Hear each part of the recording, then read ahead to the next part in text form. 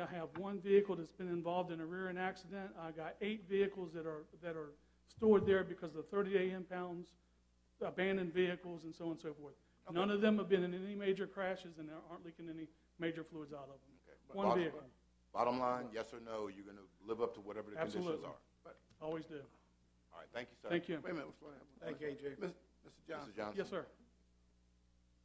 You're not going to drain all the fluid out of all the vehicles there. Is that? I mean, If that's what Wayne's asking me to do, if I have a brand new vehicle that comes in because of whatever, but he's not going to store it on that lot. What I'm point to him is he has, if you will, allow me. Only accidents. He has a storage space right now that he uses, that he has concrete pads on, and he's using it. Right. Now, also, it's my understanding, AJ, and correct me if I'm not right, is the fact that you do rent some outside space as well, or you did. I did, and that's what I'm going to be. And that's what you're going to be replacing this lot with the outside. Yes, sir. And most of those vehicles have been vehicles that have been involved in accidents because where you were storing them. No, most of the vehicles there now are vehicles that I'm storing for abandoned 30-day impounds. At the other location, yes, the sir. outside location. Mm-hmm. Right. See, I only have one there right now that's been in the rear end collision. Okay. I'm just saying to him that if he's going to have to take responsibility if any fluids leak out of that vehicle onto that ground. We have a well. We have 2 wells close by this facility. Now there are other landowners, property owners close by. To me, I would rather make sure that I was absolutely, without question, not responsible for anything that could possibly leak into someone else's ground or groundwater. I would want to be completely clean of that and clear of that, because that can get quite costly if it's proven.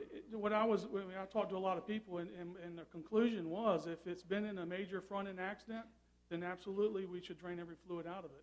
If it's an abandoned vehicle or a Hertz rental vehicle or a state police impound that I got to keep for 30 days, it's kind of... Let me just say to you, we have 2 choices. Okay. One choice is what the Planning Commission gave you. And you called me and said, how can I comply with that? Absolutely. And how much will that cost? I don't know how you comply with it. I don't know how much it's going to cost you. Okay. I gave you an alternative saying we can empty all the fluids and not have to worry about this condition that you were talking about you didn't think you could comply with because of the cost. So, I mean, that's the point, is the fact we have 2 choices. We can either say what the Planning Commission did, or we can go with this other alternative that we have, which may not be exactly what you want, but it certainly is going to be less expensive than the other route would be. But Wayne, Mr. Chairman, sure. If we have a brand new vehicle that comes in, I wouldn't want him to go through the expense of draining the fluids and all that when the car has not been in an accident. You're going through additional expenses. I've got a vehicle right now. It hasn't been in an accident, but I can tell you it does leak oil at certain times. But a hazardous... I'm sorry. I don't know if somebody can answer the question, but I think as a hazardous material spill, it has to be more than, I think, 5 gallons. Is that what it was? I have no idea. I don't know. Does anybody? It's got to be 5 gallons to be a hazmat, and no car out there's got 5 gallons of fluid in it. Gas.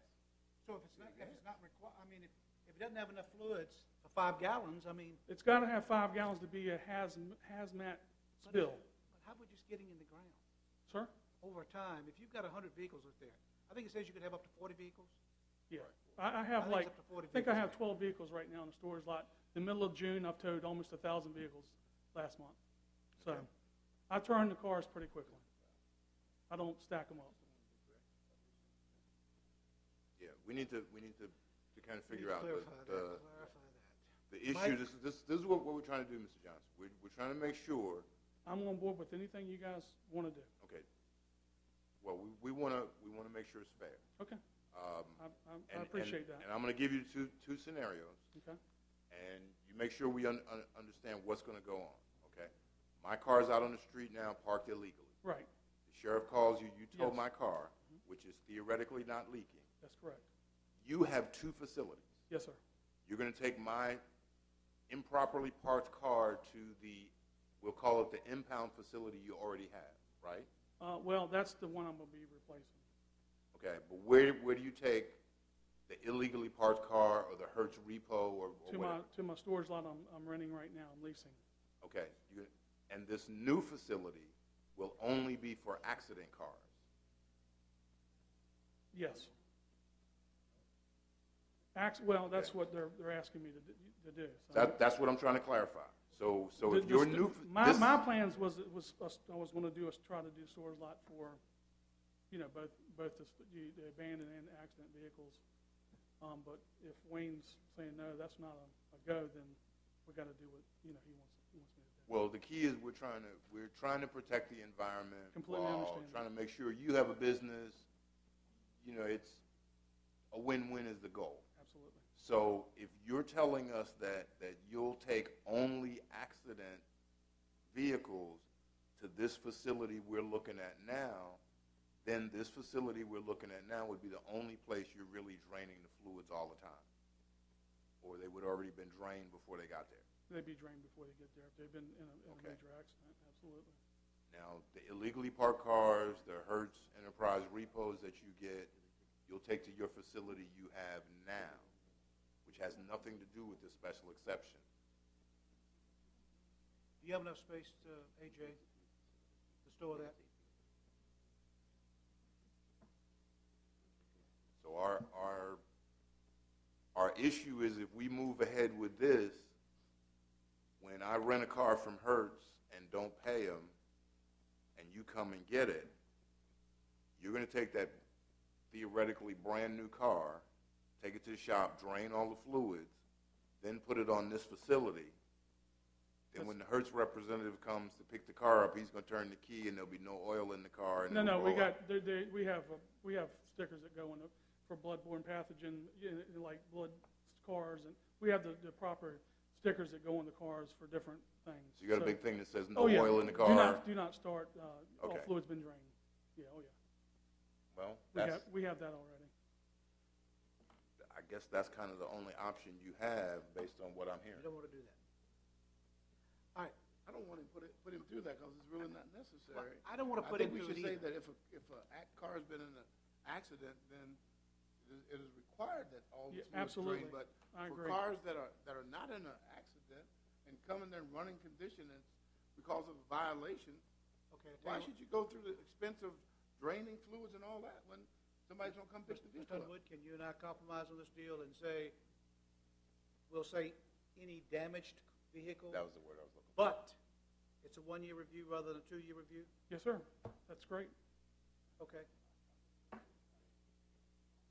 I'm Right. sorry? One year from the date of certificate of occupancy. Right. So he'll start his business, whatever that date is, and a year after that date, we'll then have a review. Okay. Okay, the reality is, in that 1 year, I'm sure there will be people looking for violations. Oh, I'm sure there will be also. Okay, and And we will make sure that doesn't happen. you're going to ensure us that there are no violations. We run a straight line Okay, all right, on Mr. anything we do. Mr. Johnson. I think we have enough from you. Okay. We will finish deliberating, and then we will propose amendments or conditions. Okay. And after that, if you feel like you can't comply with the conditions, you'll just let Mr. Fincham know and say, hey, I really don't think I can do that. You have a nice day. Okay? Thank you for your time, gentlemen. Thank you, Mr. sir. Johnson. Okay. The compromise Mr. Chairman. suggested conditions would be damaged cars or All fluid shall be drained from any damaged vehicle prior to being brought to the lot in question. And then And the 1 second, year the second, or the condition, number 1 year. 7 condition is going to be a 1-year review by the Board of Supervisors after the date of occupancy permit. renewal or review? Review. Review just means we look at it. If there's no problems, it's basically automatic. Renewal is we actually thoroughly go through the whole thing. So one year review is what he's looking for if there's no problem. Yeah. My question to Mr. Fincham is, under the standards for towing storage lot, it does have a condition any motor vehicle which are damaged. So this particular condition is no more stringent than what's in the standards for storage. That's law. correct. Okay. What page was that standard? I saw this one. Standards for zoning law? Okay, that's what I saw. We got it. Mr. Chairman, I would, Okay. any other questions by the board? Mr. Chairman, I would make a motion. No, we don't do that anymore. Mr. Chairman, I'll make a motion that we approve the special exception 01-2011, Alvin and Renee Johnson, owner, as presented by the Planning Commission with the addition of 2 conditions. The one condition would mean all fluids shall be drained from damaged vehicles prior to being brought to the lot in question. The next condition, which would be number 7, is a 1-year review by the Board of Supervisors from date of occupancy. Second. Motion made by Mr. Akers, seconded by Mr. Underwood. Further discussion on the motion. All in favor say aye. Aye. Those opposed, nay. Motion carries unanimously. We will move to agenda item number 8, update on potential privatization of solid waste collection and disposal. Mr. Parton has quite a bit on that one. Mr. Parton. Mr. Chairman, members of the board, to update you, the last time we discussed this, we've had some further discussions with the vendor that we've been working with to develop some preliminary cost estimates to see whether it makes sense to advance to the RFP process. And since those discussions, the vendor has reviewed some of our tonnage, solid waste tonnage amounts, as well as our budgetary figures and actual expenses on solid waste collection and disposal, and developed a preliminary cost estimate of what their cost would be and compared that cost versus the current in-house county cost to provide those services. I stress that the information is very preliminary at this point. In fact, we don't have any actual estimate of the projected savings, either in terms of dollar amounts or percentages. But the conclusion is that there is an opportunity to achieve savings there by privatizing in the view of this vendor. So based on that, we believe that there's the threshold information is there to look at an RFP, which will be necessary to obtain true costs for these services. But we would also suggest on a parallel track that we look at possible changes to our current solid waste operations in-house. And by that I mean, for example, we've not advertised our landfill contract for about 6 years, I believe. And the market has changed since then significantly, and we believe in the county's favor, so there may be an opportunity to cut costs there somewhat dramatically by rebidding that contract. We're also locked in, I believe, under the current contract to taking solid waste to one landfill in Rico, and there may be an opportunity to utilize more than one landfill and thereby achieve some efficiencies and where we go with the solid waste from various sites within the county. So we would suggest the obvious goal of this undertaking is to improve efficiency and cost effectiveness.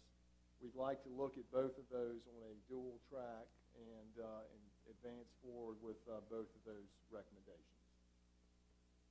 Okay. I think at this point we would need to give authorized staff to move forward on the dual track you mentioned. One, to prepare an RFP. You want to make a motion or a question? Actually, I want to make a comment. Okay. If we do move forward with that, what I would ask staff to do is to take prepare the document, the dual document, and try to make it as closely match the RFP for privatization, so that it's almost like they're bidding along with the thing. And I think that gives us some apples to apples comparisons. Okay. I mean, we'll have to do a lot of work to make that happen, because in one case we're looking at solid waste disposal via landfill, and the other we're looking at some other items that may not be just part of solid waste disposal. But I understand your point. So at this point, we just want to have a motion to allow staff to move forward with developing an RFP for the privatization of solid waste. One question. I'll give you a chance for questions. And the other one is the option of having staff move forward with another RFP to bid out our current solid waste. So that's what we're going to give staff the two different tracks. We're going to give staff the authorization to do that as soon as Mr. Seeley asks his question. And my only question is in the privatization is I was kind of curious about the equipment costs, compactors, dumpsters, mileage charges, and inflation that goes with any outside contract. And that was my only, in looking at privatization, how does all that get handled? Because we currently have it, and who replaces it in the event they take it over? Do we continue to replace it, or do they? So I guess that's a factor we'll put into the RFP right. request, and that's a good point. So do I keep the compactor myself and I keep maintaining it if I privatize, or do I just say, here's my compactor, you own it, buy it from me, and now you run it and you charge me for whatever? So make sure you include those. I think we got enough to move forward. Well, the only thing I ask is that we put time frames into that RFP, like 3-year contract, 5-year contract, or 10-year contract, something like that. Something that's industry standard, please. Okay, those are all good suggestions. Any problem with staff moving forward? Ms. Anderson, do I need a motion to that? Thank you. Is there a motion to have staff move forward on dual track? So moved. Second. Motion made by Mr. Popowitz, seconded by Mr. Underwood. All in favor say aye. Aye. All opposed, nay. Motion carries unanimously. Thank you, Mr. Emerson. We are moving to agenda item number 9, which is the request for letter for support for surface water discharge permit. Mr. Fincher. Is this the same? This is not the same company that was here before. Same area, though. No, the most recent application was actually over in the Cedon area. Okay. And this is in Caroline Village near Route 2. Mr. Chairman, members of the board, you have a detailed cover letter and attachments in your packet which addresses this issue at hand. In short, you have a request for support to allow a surface water discharge permit to replace an alternative system that was permitted and has failed.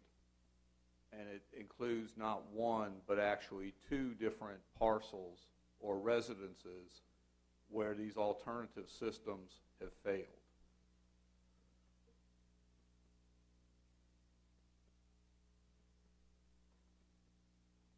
I've identified in the staff report, I think, 4 general areas that the board should be cognizant of in considering this request. After reviewing this with the county attorney, we believe that the ordinance does not clearly allow this type of permit. The ordinance speaks to drain fields and other public sewer and other forms of sewage disposal, and we do not believe that the ordinance actually contemplates nor necessarily authorizes this type of permit or approval from the Board of Supervisors. There have been situations in the past where the board actually did consent to facilities like this being installed in the county. But based upon the previous action of the board as well as a strict review of the ordinance, we do not believe that it's really contemplated nor authorized by the current sewage disposal regulations.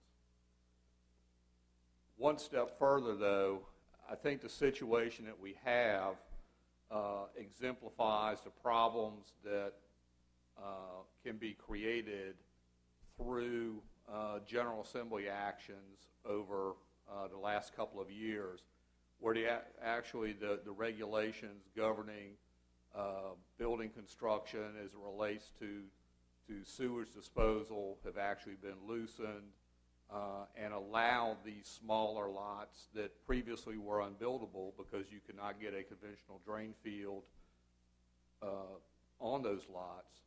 Those lots are now potentially buildable because of these alternative on-site sewage disposal systems. And I think the potential is there to actually see more failures where these types of systems have been designed and installed they require, in a lot of cases, less treatment area or less disposal area. The soils may be a little bit more marginal. So I think this is something potentially that the board is going to see more and more of where these types of systems fail.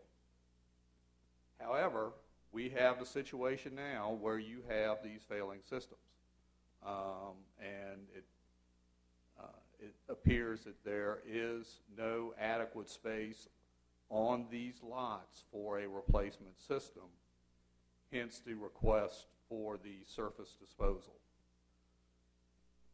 If it is the desire of the board to go forward, staff would recommend that you allow us to prepare an emergency ordinance for your consideration and adoption at your next meeting, which would have to be followed by a properly advertised ordinance for your consideration to be adopted within 90 days of the emergency ordinance, if that's the route you choose to take.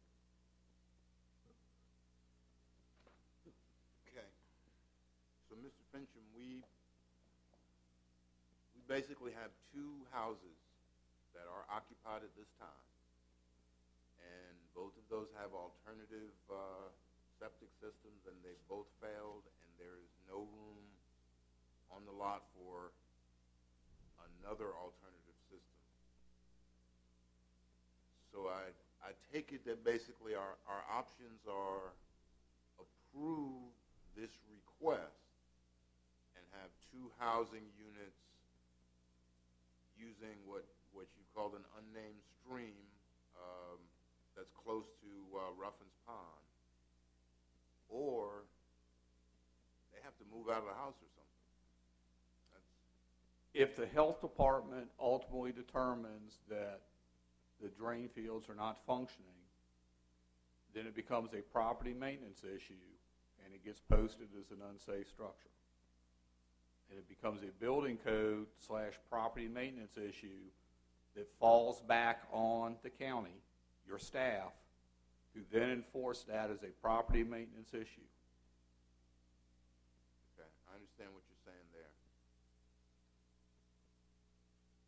But the reality is, if the county staff enforce the ordinances to the fullest, we basically make those people move because it would be declared an unsafe structure. Yes, sir. Mr. Chairman, It's an unfortunate side effect of the way the regulations have created. It falls back on us, in effect, to be the bad guy. Yeah, I understand that concept totally. The state has some regulations. The health department is a state agency that's responsible for this. The state basically says you can't do it, and then the county has to enforce them not doing it. I understand. Ms. Popowich, this is the area that you represent. Do you have any insight? Yes, sir. Yes, sir. As you know, the state has basically taken away the county's ability to approve any alternative system except this one right here. And the reason that has happened is when the person that actually represents my area put this in effect, I went back and asked him to make sure that we could approve this type of system or disapprove it because of the water situation where we have a withdrawal and it's within 5 miles of a discharge point. We can't withdraw water from that area. So that's why we actually are able to come back here and have this discussion about this system. And I made Mr. Thompson well aware of the fact that in doing this, that he's asking me to go against something that I would normally wouldn't want to do. But given the fact that there are two failing houses here, and the fact that this does not affect any of our water system, I would ask that we move forward with this and allow them to get back to normal, so to speak.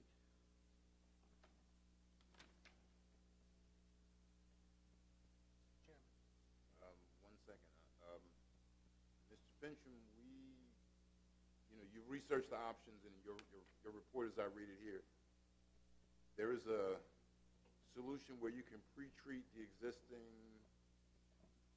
septic to 90% pure before it's discharged, and all of that cost would be on the homeowner or the developer, I guess. We're simply talking about a repair situation here. I don't know what agreement Mr. Thompson or the AOSE has specific to the reimbursement to the owner for the cost of this system, but in theory, under state regulations, maintenance and upkeep would be the responsibility of the owner.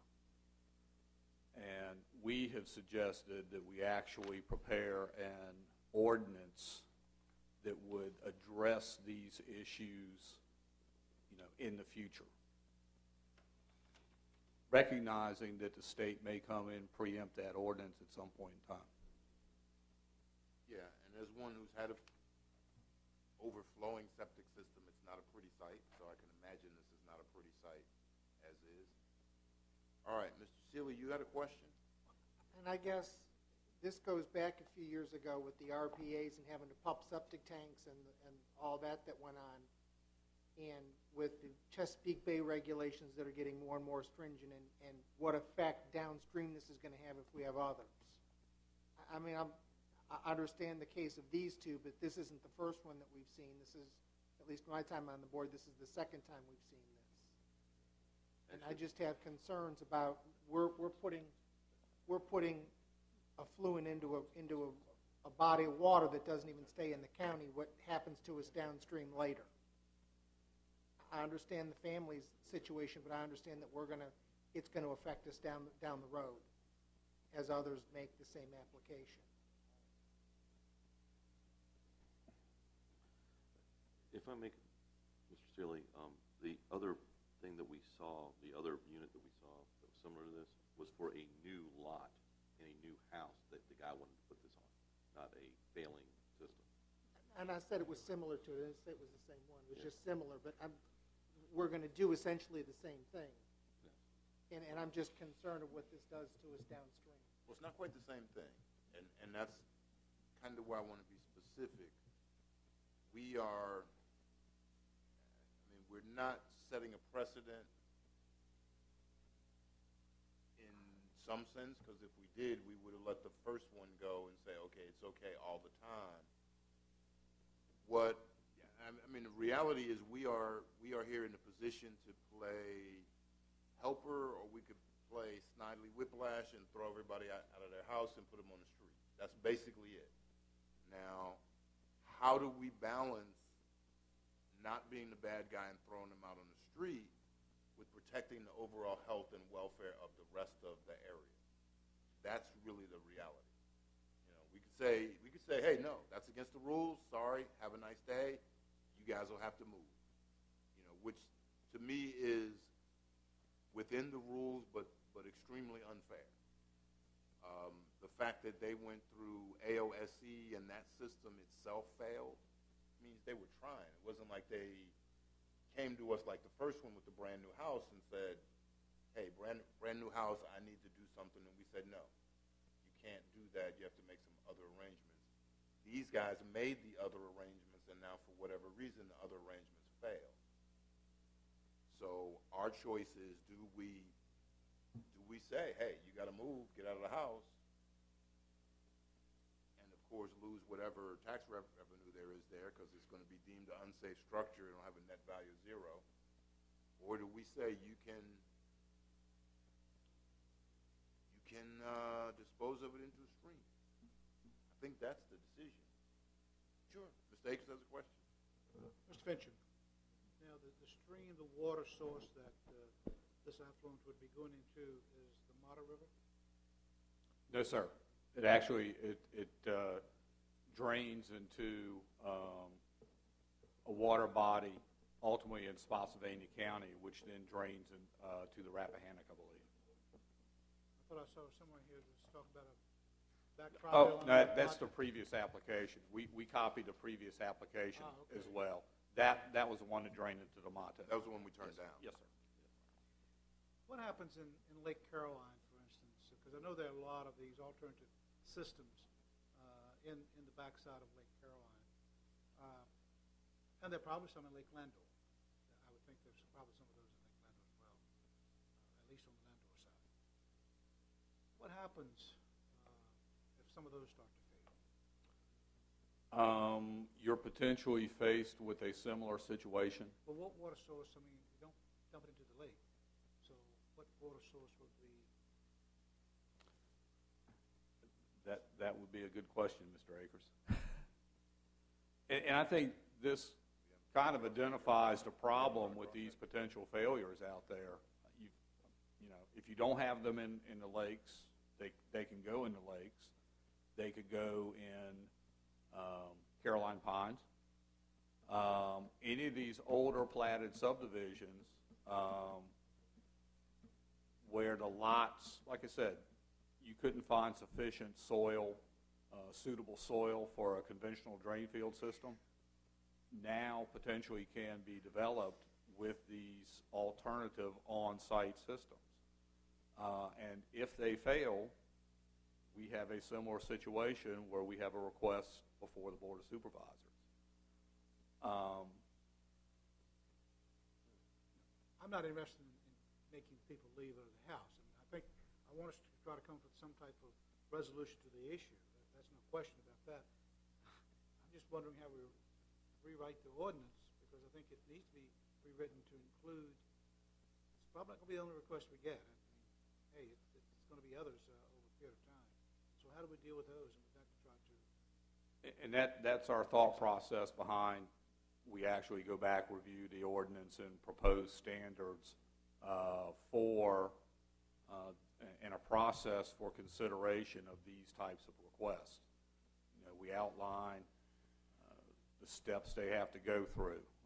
Is it a use permit process where it has to go through the commission and the Board of Supervisors? I think that's something that, you know, should there be public involvement in the process? I think that's something that the board, you know, needs to look at in terms of an ordinance and to discuss that. I think that's a good idea, getting public input. This is, well, the point is, when back to the precedent, we would not do this for a new construction. If someone came to us and said, we would like to, you know, do this same type of thing before we build the house, we would say no. Someone who has, for whatever reasons, their alternative system failed, that's where we now have to create policy, which is why you didn't make this decision, you gave it to us to make, because we're basically creating a new policy. And how we manage this determines what happens next, because this, we are now creating your septic system failed, this is what we do policy. You know, and normally, you know, somebody lives around here, if their septic system fails, they had by law have to have enough area for another drain field. That was the current law. When you have the alternative system, you don't have that. So if the alternative system fails, now we're here. So we need to put whatever this is, we need to put some teeth into it that actually bites the creator of this alternative septic system. Maybe they're on the hook for some of it, but I don't necessarily think we're going to throw people out of their houses. I'm not going to. So you had an idea? No, I didn't have an idea. I'm just saying, you know, Mr. Fincham said we're going to be looking at this again and again. So I don't think we have enough information to make long-term determinations right now. I think there needs to be some recommendations from his office as well, so we can dot every I and cross every T. But certainly I agree with you that we don't want to throw folks out of their homes, but by the same token, you want to protect the environment. So you're between a rock and a hard place in that situation until we come up with a solution or have a solution presented that makes sense long-term. No doubt we can come up with a short-term plan, but we need something long-term if this is going to occur over and over again. Yeah. What is His recommendation, or the county administrator's recommendation, which is what I always like to have, is they recommend that we come up with an emergency ordinance to do this. You know, and we're doing this one time under an emergency. And we're going to say, yes, this is the emergency, these are the circumstances. You've got to fit into all of these circumstances to even be considered again. Because I don't want to do this and then somebody buy the lot next door to them and say, hey, I got the same problem before I build a house. So, okay, you have one other question, but really I think we've discussed it, we understand it. The reality is staff is recommending that we come up with an emergency ordinance to handle this one time. I noticed that these houses are actually, there's roads on the front and the back side. How does this affect adjoining property owners when this affluent's got to flow across somebody else's property to go? Right, I mean, it's got to cross other property boundaries. Well, they can actually go and run a line on somebody's property without securing an easement to do that. So there are a number of other lots there. I think Mr. Thompson still owns some other lots. He may be able to grant an easement through his own property. But couldn't we use that easement and actually put an alternative system on it and avoid this whole problem? Because this is, I mean, you start running an easement across there. We had a case in Bowling Green. There was an easement, there was a sewer line, and then the people wouldn't let them on the property because it wasn't properly filed. And they had to abandon that sewer line and start over again. We've been through this with Mr. Thompson already. I'm just saying that. And there's no other alternative, because I can guarantee you that if there was another alternative, I wouldn't even be supporting this. Okay. Because of my adamant affiliation with the law that changed, and the fact that this type of system affects our ability to withdraw water from rivers and streams and things that are capable of doing that. So I went over this with Mr. Thompson, and he didn't always like my answer, but he has spent a lot of time making sure that he followed the guidelines that I set forth for him. So that's kind of how I feel about it. All right, I think I get we'll do a motion, but I think it's the board's impression that we're going to follow through with the staff recommendation to develop the emergency ordinance. I would ask you, though, in light of that, Mr. Popowitz, if we could look one more time just to make sure there's not an option. I mean, I'm sure you've done exhaustive research to make sure there's not, but. Well, let's put it this way. I made his engineer do exhaustive research to make sure that. Well, I mean, that's the one thing. All right, and then we'll go ahead. If there's a motion to that effect, we'll go ahead and have staff generate an emergency ordinance for this one case. So moved, Mr. Chairman. Second. Okay. Motion made by Mr. Popowitz, seconded by Mr. Underwood, that we proceed with an emergency ordinance for the surface water discharge permit. All those in favor say aye. Aye. Those opposed, nay. Motion carries unanimously. Mr. Parton, County Administrator's report. Mr. Chairman, members of the board, a couple of calendar items here. The county fair, of course, is coming up on the 13th through the 16th at the fairgrounds. We will have a work session on utilities next Tuesday, the 19th at 5 o'clock in the EOC, and we'll need to adjourn tonight's meeting to that date. Staff has been working on the possibility of a 2% fuel tax, PRTC former finance director, John Sieg, had done a memo on that sometime back, if you recall, and we're updating that and at the board's request, and should have some information on that.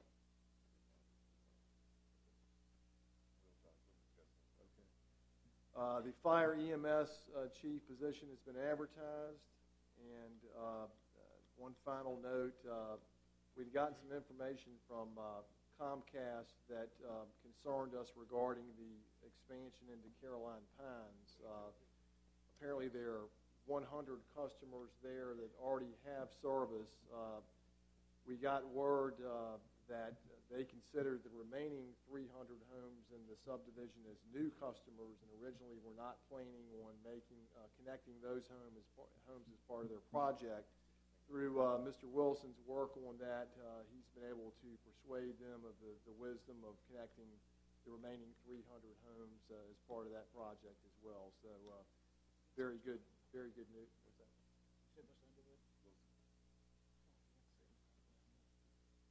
Mr. Underwood as well, of course, that goes without saying.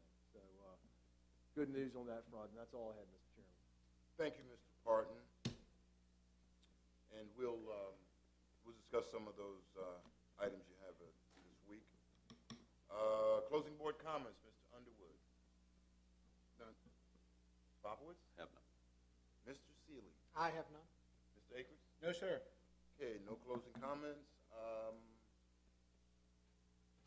We are going to go into closed meeting under personnel, consultation with legal counsel and briefings, and Mr. Akers is going to read the motion. Mr. Chairman, I move that the board convene in closed meeting pursuant to the personnel exemption of section 2.2-3711A1 of the Code of Virginia to discuss the candidates for the county administrative position and the reassignment of other county personnel. And 2, the consultation with legal counsel and briefings by staff, exemption section 2.2-3711A7 of the Code of Virginia to discuss specific legal matters requiring the provision of legal advice by counsel involving Leader Smith Water Company. Is there a second to the motion? Second. Motion made by Mr. Akers, seconded by Mr. Popowitz. All in favor say aye. Aye. All opposed nay. The board will be in closed meeting in about 10 minutes. I think we can.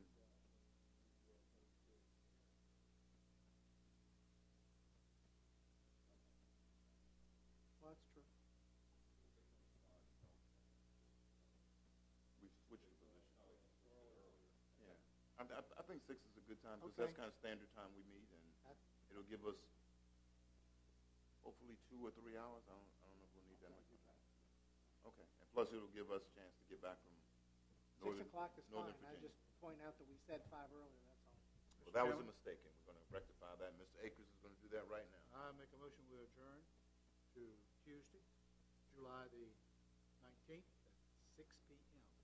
Second. EOC Center. Second. All in favor, say aye. Aye.